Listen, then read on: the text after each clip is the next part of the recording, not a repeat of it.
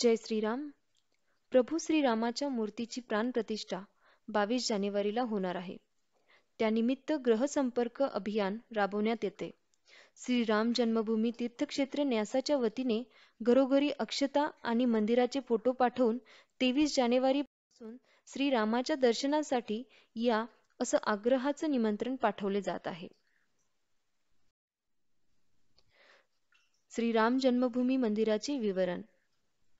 मंदिर पारंपरिक नागर शैलीत बांधले आहे. मंदिराची लांबी पूर्व-पश्चिम 380 फूट, रुंदी 250 फूट आणि उंची 161 फूट आहे. 3 मजली मंदिर आहे. प्रत्येक मजल्याची उंची 20 फूट आहे. एकूण 392 खांब व 44 दरवाजे आहेत. तळमजला गर्भगृह येथे भगवान श्री राम लल्लाच्या बाल स्वरूपातील मूर्ती आहे. पहिल्या मजल्यावरील गर्भगृहामध्ये श्रीराम दरबार आहे. एकूण 5 मंडप आहेत.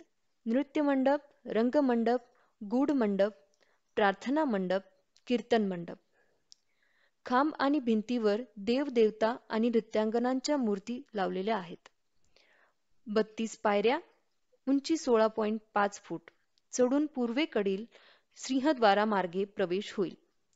अपंग आणि वृद्धांसाठी रॅम्प आणि लिफ्टची व्यवस्था केली आहे.